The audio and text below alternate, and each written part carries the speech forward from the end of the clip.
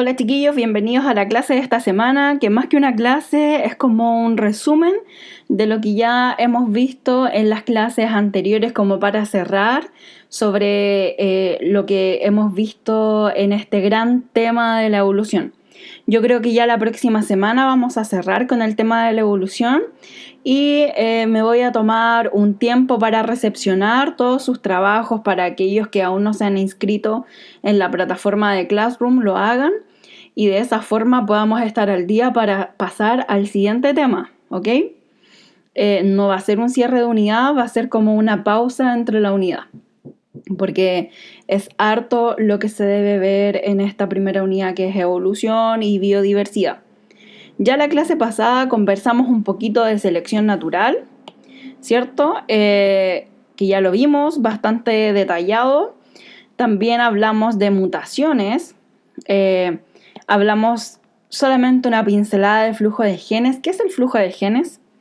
El flujo de genes son las migraciones.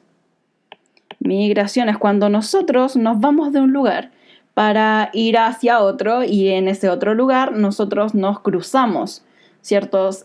Nos reproducimos con otros organismos que habitaban en ese lugar. Eso es una migración.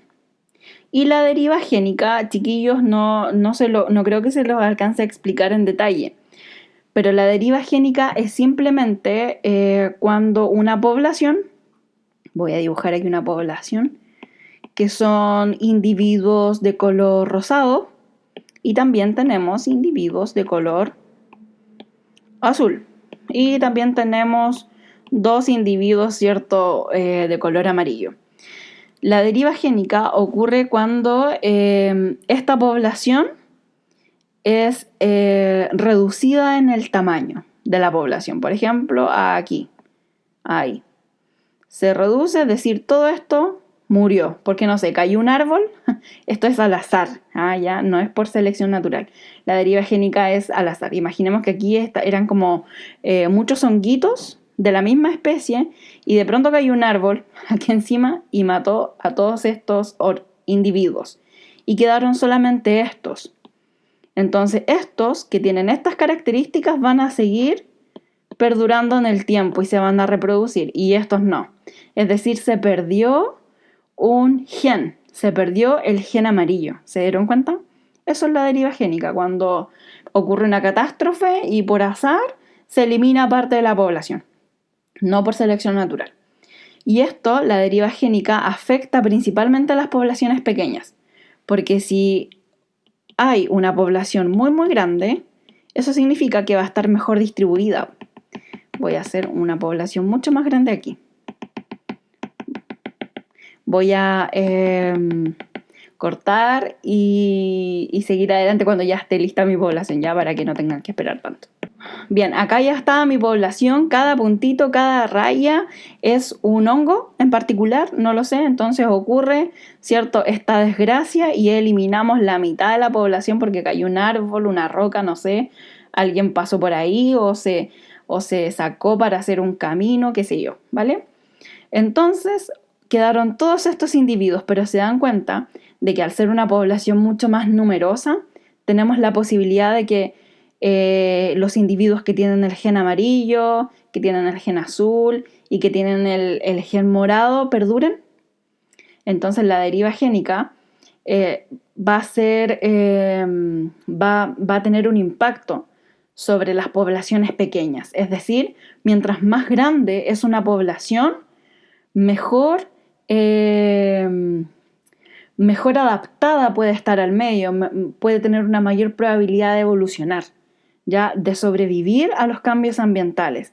En cambio, una población que es pequeñita, que no hay tantos individuos, ¿cierto?, tiene ese riesgo de desaparecer. ¿Por qué? Porque no va a evolucionar. Bien, eso es deriva génica y todas estas 4 cosas importantes van a cambiar el acervo génico, eso ya lo vimos en la clase anterior, y van a dar origen a las especies. Esto es el neodarwinismo, ¿cierto? Bien, en Classroom les dije que le iba a dejar un pregúntale a la profe. Lo voy a dejar ahora esta semana. Bien, nadie me preguntó ni siquiera por correo, así que yo creo que ahora nos vamos a poner las pilas con eso, ¿ya? A continuación, les voy a mostrar este esquema que trata de resumir las teorías evolutivas, las 3 grandes teorías evolutivas. Tenemos, fíjense ustedes, el lamarckismo. Y en este esquema explica, ojalá le puedan tomar un pantallazo y recortarlo y pegarlo en su cuaderno. El lamarckismo explica cómo es la evolución, el darwinismo y el neodarwinismo. Fíjense ustedes que Lamarck decía que a esta jirafa, ¿cierto?, le crecía el cuello y que si a esta jirafa le crecía el cuello porque ella quería, esta también y esta también. En realidad era como por el uso que le daba al cuello. Como lo usaba tanto, se le alargaba el cuello. ¿Y eso es correcto o incorrecto? Incorrecto. Lamarck era famoso, pero no tenía razón. El darwinismo, indica que primero existe una variedad, una variación de los individuos de la población, que no eran todos iguales. Por lo tanto, aquellos individuos que tenían el cuello más largo iban a multiplicarse, iban a sobrevivir. ¿Por qué? Porque tenían el alimento adecuado, porque tenían toda la fuerza y la fortaleza, ya que tenían la comida a disposición, mientras que los que eran más bajitos no se alimentaban, así que no se reproducían. De esa forma, cada vez las jirafas iban, ¿cierto?, haciendo perdurar sus genes de cuellos más largos. Es decir, las jirafas, ¿cierto?, dentro de la población se seleccionaba aquellos individuos que tenían el cuello más largo. ¿Eso es lo que ocurre ahora? En parte. En parte ocurre la selección natural, porque no es lo definitivo. El neodarwinismo, y es lo que ahora es la teoría evolutiva que la lleva ahora, indica que sí hay una variación, ¿ya?, en la población, y que esta población va a ir seleccionando, ya mediante la selección natural, el flujo de genes, las mutaciones, la deriva génica, ¿cierto? Va a ir como modelando esta población, no solamente quitando especies, sino que también agregándole unas nuevas mutaciones para que poco a poco esta variedad no se pierda. Es decir, si se vayan fijando algunos alelos en la población, si se vayan perdurando, si se vayan demostrando esos alelos que van a ser beneficiosos para la población, pero ojo, sin eliminarlos a todos, porque recuerden ustedes que aquí está el término de alelo, ¿cierto?, dominante, y el alelo recesivo. Entonces estos alelos recesivos no se pierden en la población, sino que están ahí ocultos. Y además las mutaciones, ¿verdad?, le da esta variabilidad a la población. Idea, ¿cierto?, que Darwin no tenía en la selección natural. Bien, el desarrollo de la genética, esto es importante, anótenlo en su cuaderno. El desarrollo de la genética ha dado respuesta a 3 preguntas que Darwin y Wallace nunca pudieron responder. Por ejemplo, ¿de qué manera se transmiten las características heredadas de una generación a la siguiente? Es decir, cuando se une, ¿cierto?, el óvulo y el espermatozoide, ocurre algo acá, que el ADN, ¿verdad?, que el cromosoma, ¿cierto?, se une con el otro y así sucesivamente hasta generar este nuevo individuo. Eso no lo pudieron explicar Darwin y Wallace. 2. ¿Por qué las características heredadas no se mezclan, sino que pueden desaparecer y luego reaparecer en generaciones posteriores? Esto es cierto por el tema de los alelos dominantes y recesivos, cosa que Darwin y Wallace no sabían. Y por último, ¿de qué manera se originan las variaciones sobre las cuales se origina la selección natural? Esto es por las mutaciones. Tampoco Darwin y Wallace sabían de las mutaciones. No sé si les conté, pero Darwin y Wallace vivieron en la misma época que Mendel, aquel monje, ¿cierto?, que ya hizo las primeras contribuciones en el tema de la genética, fue el padre de la genética. Entonces, si tan solo Darwin y Mendel hubiesen podido conversar un poco, habría sido, ¿cierto?, una mega hiper teoría del desarrollo evolutivo, ¿cierto? No hubiese existido el neodarwinismo, hubiese sido Darwin nuestro supremo dios en la biología y mente. Bien, el resumen lo vamos a dejar para la siguiente clase, porque la siguiente clase vamos a hacer una actividad que es un poquito más lúdica. Vamos a trabajar con Swimbots. Les voy a dar todas las indicaciones de cómo se hace.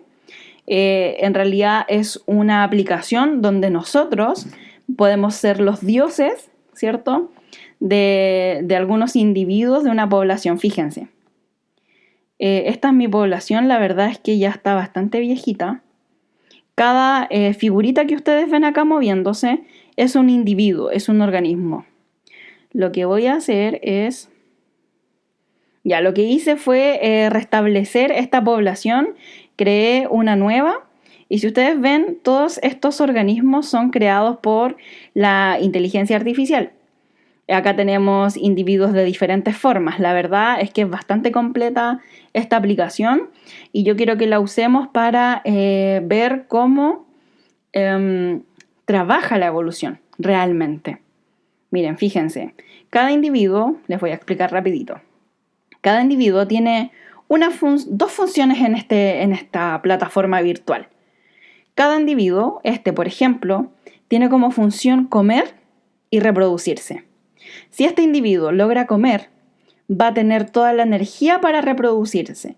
Sin embargo, si no come, no se va a preocupar en reproducirse. Cuando tienen hambre, les aparece esta boquita como de hambre. Vamos a ver aquí alguno con hambre. Por ejemplo. ¿Se dan cuenta que tiene como una especie de V? Eso significa que tiene hambre. Entonces, si yo lo acerco a la comida, inmediatamente va a cambiar a una flechita. Esa flechita significa que se va a mover hacia otro Swimbot que sea muy parecido a él para poder reproducirse. Y luego, con el paso del tiempo, la gracia es que este programa uno lo puede dejar abierto en el celular o en el computador y puede esperar a que pase el tiempo y a ver cómo evoluciona por sí solo esta población. ¿Ya? ¿Cuál va a ser el individuo o los individuos más exitosos? ¿Será esta forma la más exitosa o serán estas formas las más exitosas? O esta.